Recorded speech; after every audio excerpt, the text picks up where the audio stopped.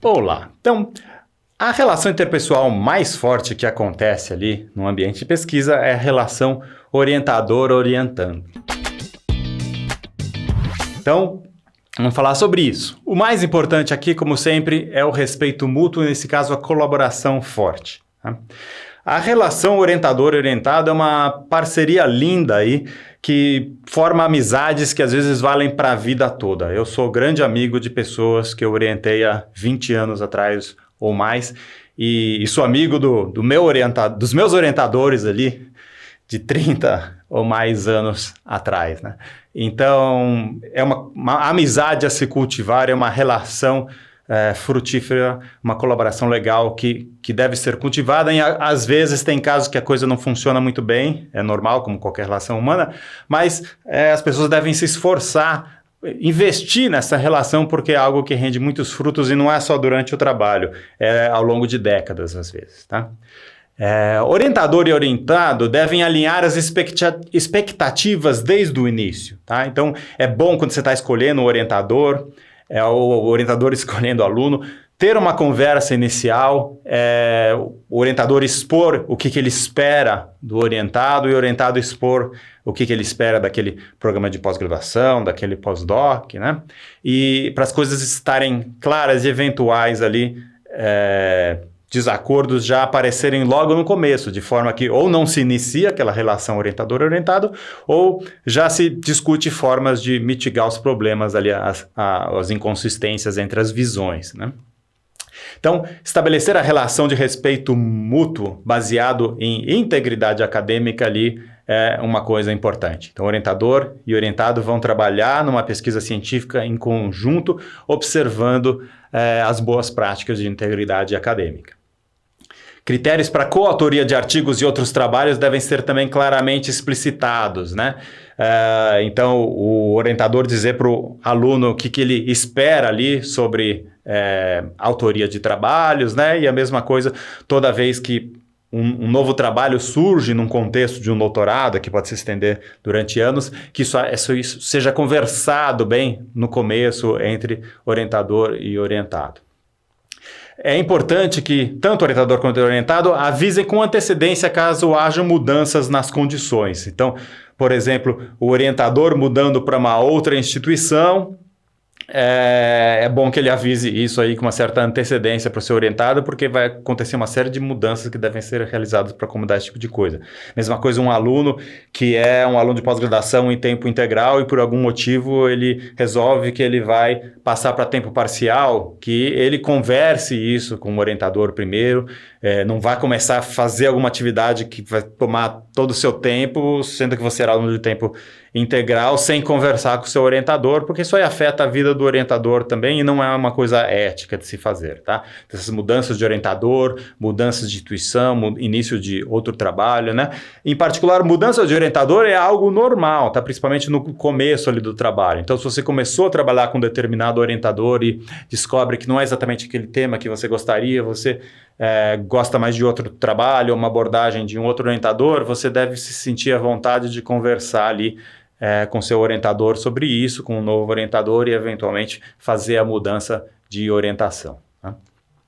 Quais são as responsabilidades do orientador nesta relação, né? O orientador deve compreender a individualidade do aluno, saber que cada aluno tem as suas limitações, suas qualidades, suas preferências e a orientação tem que ser baseada nisso, né?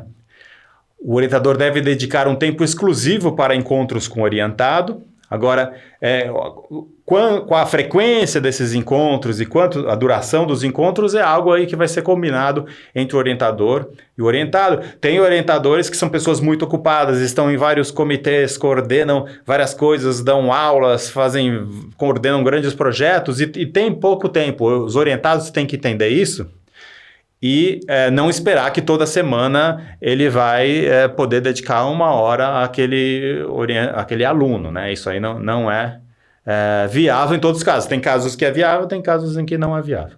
Por outro lado, o orientador tem que saber também que algum tempo ele precisa dedicar aos seus alunos, principalmente quando o aluno demanda uma reunião, né? Então, o orientador que não se encontra com o seu orientado durante um ano inteiro tem algo bastante errado nessa relação orientador-orientado, né?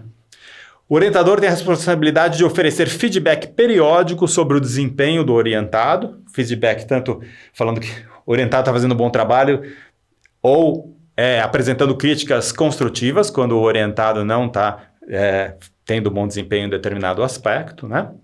Ele tem a obrigação de ler e revisar os textos científicos produzidos pelo seu orientado, fazendo críticas, sugestões de melhorias, e oferecer treinamento e orientações sobre integridade científica. Tá? Não necessariamente esse treinamento tem que ser feito diretamente pelo orientador, mas pode ser pela instituição ou indicando cursos como este curso que você está fazendo aqui agora, onde se fala sobre integridade científica. Né?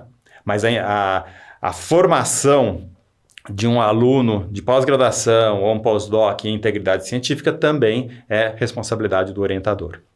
O orientador deve oferecer oportunidades de engrandecimento pessoal, acadêmico e profissional ao orientado, oferecendo possibilidades de participação em workshops, em escolas científicas, em relações internacionais e assim por diante. E o orientador tem que lembrar de deixar espaço para a contribuição e para o estilo do orientado, né? Então, não é todo o trabalho de um determinado grupo de pesquisa que tem que ter o estilo sempre igual do orientador. Cada pessoa tem essa individualidade, seu estilo de escrita, suas preferências, né? Então, os alunos ali que participam de um grupo de pesquisa têm que ter o seu espaço para ter aquela contribuição pessoal dele naquele estilo pessoal dele. Obviamente, é um trabalho em coautoria com o orientador, então tem que ter um meio termo ali entre esses estilos. Não é qualquer coisa que pode ser aceita pelo orientador, se for algo que o orientador não considera correto cientificamente, ou se for algo que é completamente fora do estilo do que ele se sente à vontade de fazer, ele tem o direito de falar, não, esse tipo de coisa eu não me sinto à vontade de orientar. Não é responsabilidade do orientador escrever a tese para o aluno, tá? Às vezes vem um aluno meu mostrando a dissertação de mestrado e quer que eu faça alguma coisa ali muito detalhada. Eu falo, não, o meu mestrado, minha dissertação de mestrado eu já escrevi, agora é você que vai escrever a sua. Tá? Eu não posso fazer o trabalho por você. A mesma coisa em relação a prazos e as normas do programa de pós-graduação. Não é o orientador que tem que ficar lembrando os prazos para o aluno. O aluno é maior de idade normalmente, ele precisa conhecer as normas do programa de pós-graduação em que ele está inscrito, ele tem a responsabilidade de cumprir os prazos. Né? Às vezes tem um aluno que chega para mim, mas você não me avisou que estava acabando o prazo de qualificação. É lógico que eu não avisei, isso é sua responsabilidade. Eu já fiz o meu mestrado, se você quiser eu mostro o meu diploma de mestrado, agora é você que está fazendo o mestrado. Então assuma a responsabilidade sobre o que você está fazendo. É o seu mestrado, é o seu doutorado, é o seu pós-doc. Tá? Responsabilidades do orientando. Ele deve se esforçar para atingir um bom desempenho acadêmico e excelência científica. Ele deve manter o orientador informado sobre o andamento de sua pesquisa. Tá? Então, a gente não quer orientandos que simplesmente somem ou fazem um monte de coisa sem o orientador saber o que ele está fazendo, sem a oportunidade de dar um feedback, porque às vezes ele trabalha 3 meses e depois de 3 meses fez um monte de coisa numa determinada direção, mostra para o orientador fala, não faz sentido o que você está fazendo, daí você perdeu 3 meses de trabalho, tá? Então não faça isso, mantenha o orientador informado sobre o andamento da sua pesquisa, pelo menos ali, no mínimo mensalmente. Estar ciente e cumprir as normas do seu curso de pós-graduação ou programa de pós-graduação. Isso é responsabilidade do orientando. Entregar seus textos acadêmicos para revisão do orientador com a devida antecedência. Tá? Então não vai escrever um artigo científico e na véspera do deadline para submissão você dá para o orientador, tá aí, revisa essas 20 páginas. Não, o orientador tem a vida dele, tem os compromissos dele, não necessariamente em 24 horas ele vai poder dar aquela a revisão decente. Né? Então você vai acabar... Ou você vai irritar o orientador e você não vai ter uma revisão adequada do seu trabalho. Então, converse com o seu orientador qual é a antecedência desejada. Tá? Eu falo para os meus alunos aqui no mínimo 7 dias, idealmente 15 dias antes, para eu ter ali pelo menos 2 semanas para encaixar na minha agenda ocupada o tempo de revisar, dar o retorno para o aluno poder trabalhar em cima do meu retorno, e daí sem submeter. Isso eu estou falando de um artigo de um congresso, um artigo de journal, em geral a gente precisa de meses de trabalho e de várias iterações de ida e volta. Né?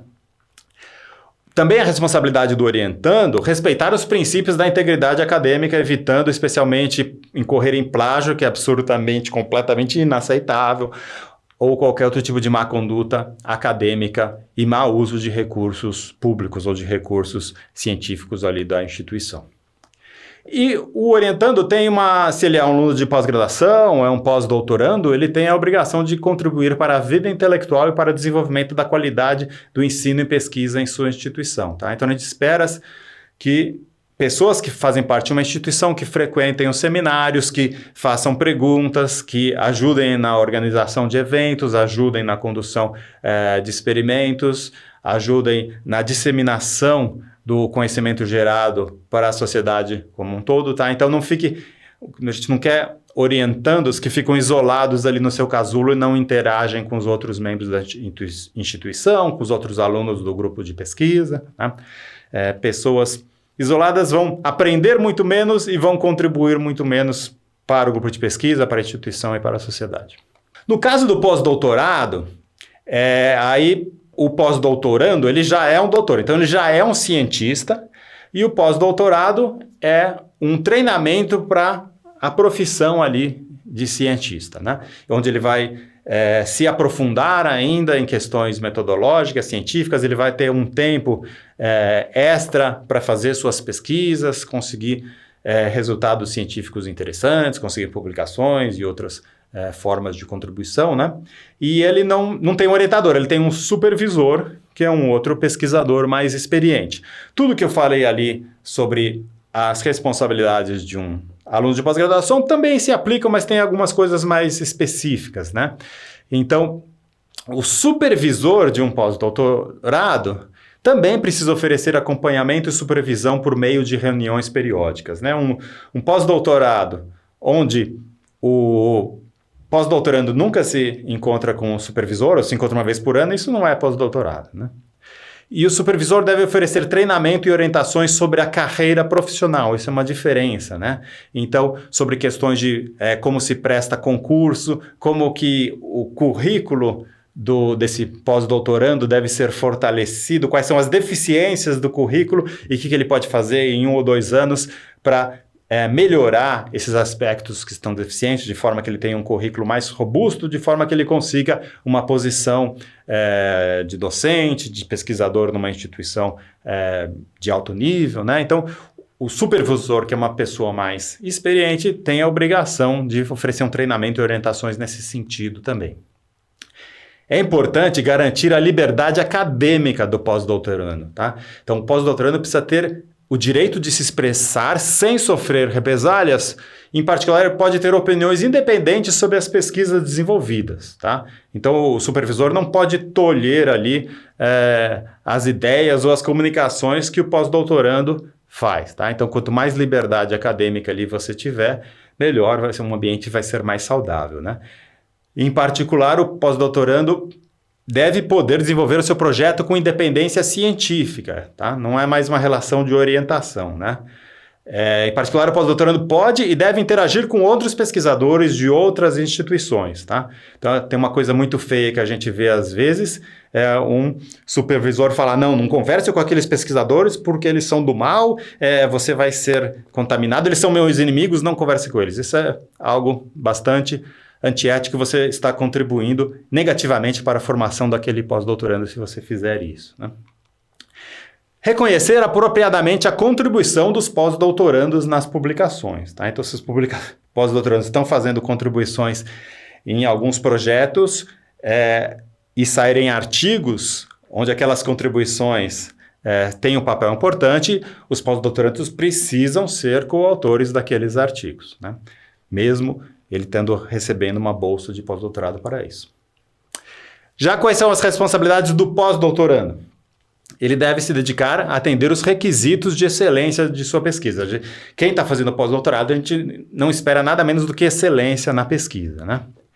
Ele deve apresentar regularmente os resultados de sua pesquisa de forma ampla à comunidade científica, tá? Então, aquele pós-doutorando que trabalha 2 anos sem apresentar, nem publicar nenhum artigo, nem fazer nenhuma comunicação oral, não fazer nenhum pôster num evento, tem algo, uns seminários, tem algo estranho ali daquele trabalho de pós-doutorado, né? A gente espera que um pós-doutorando esteja produzindo ideias ali, tentando coisas, às vezes dá certo, às vezes dá errado, mas ele está comunicando ali o que ele está fazendo. Tanto pode ser, né, artigos científicos, apresentações de congresso, como pode ser, por exemplo, um blog na web onde todo mês ele diz como está andando aquela pesquisa dele, né?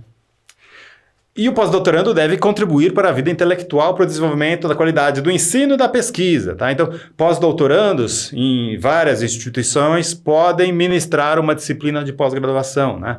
Tem, em geral, regras específicas sobre isso, é uma coisa muito boa, né? Ministrar disciplinas na graduação, por exemplo. Isso faz parte do treinamento do pós-doutorando, então é muito bom para o treinamento do pós-doutorando, e é bom para os alunos terem contato com pessoas jovens, recém-doutores, né, que estão ali com bastante energia, com ideias novas na cabeça, para a renovação das ideias, isso aí é muito bom.